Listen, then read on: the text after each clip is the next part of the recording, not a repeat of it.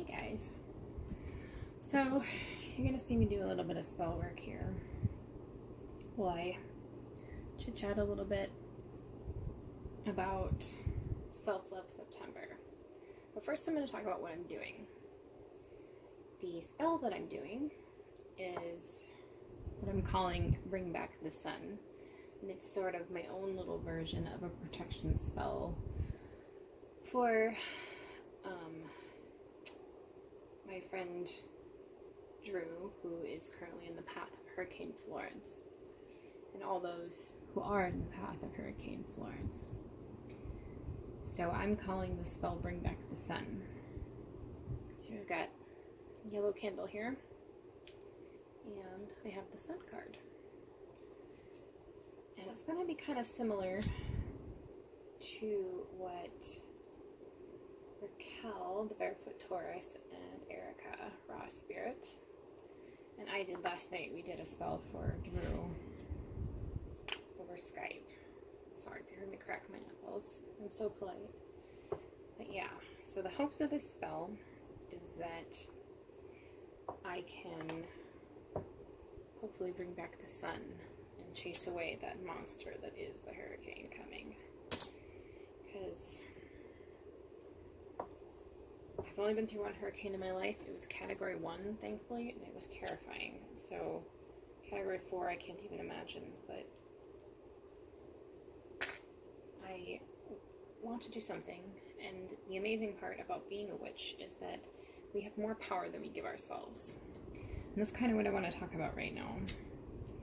Because I have been doing several videos over the last few months about self-love. But for anybody who follows Kellyanne Maddox, girls, don't fight. Sorry, my cats are sisters and act like it all the time too. Kellyanne Maddox, I think for the last 5 years, has done Self-Love September. And it's just kind of funny because self-love has been the theme of my year and the main focus on what I have been trying to do. So, as I kind of am envisioning the sun melting away this hurricane, I'm also envisioning the sun coming into everybody's lives, every one of your lives. And self-love, you know, we've been here before in this space, and I've talked about self-love sitting here at my altar before, and how difficult it is to achieve it. And why, though? I mean, we give so much power to other people, and I've discovered that 10 minutes of trauma can cause over 10 years of recovery. And it's all because someone else took something from you when they weren't invited to. And no one should ever take something from you without your permission. And I think we undermine that. We undermine what it is to have our own power. And my work that I have been doing for self-love, it's not going to be any different than it has been the last few months. But that's really what I have been trying to do.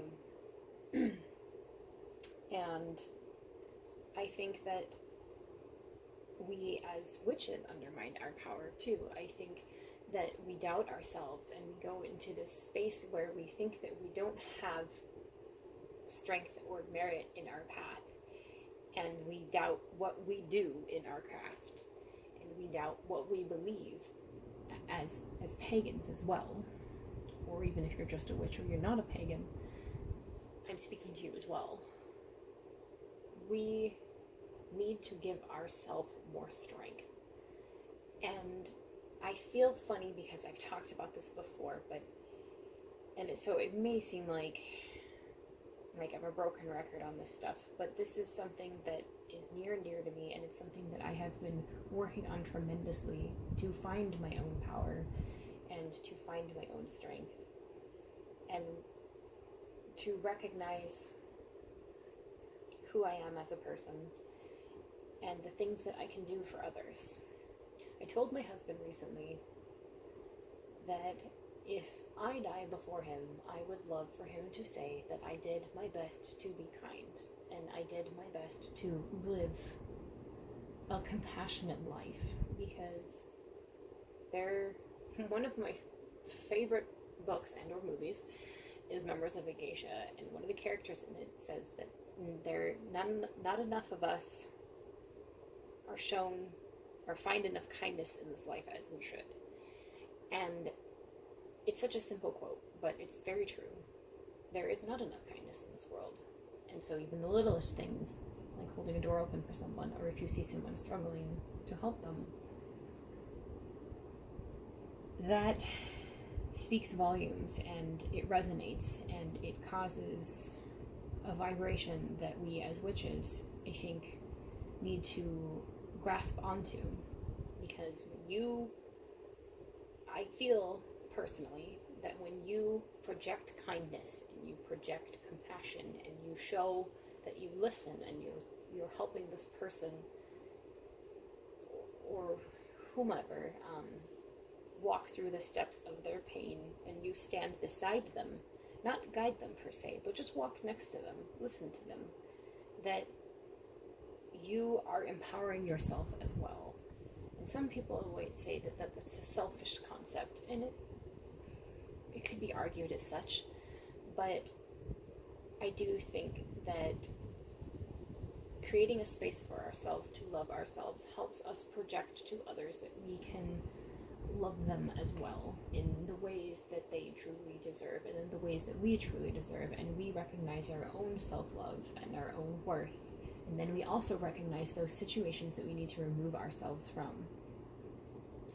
And that being said, I think it's also important, I'm going to check the time on this video, okay, I think it's also important to know your boundaries and to know when to take a step back when you find that you need to recover, or you need to get better perspective, or you just need to be observing what's going on around you versus being in an active role. And I'm the type of person where I've always played the peacekeeper. I was the peacekeeper in my family. I'm very diplomatic.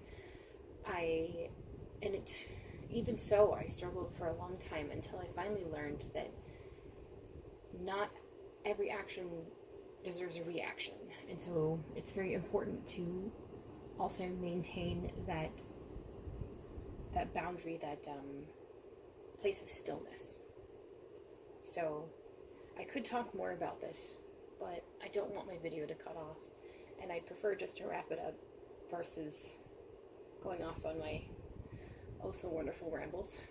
But Drew, I hope you see this. I hope you know I'm thinking of you, and I hope that this resonates with everyone else. I don't know. I guess that's it. Blessed be, guys.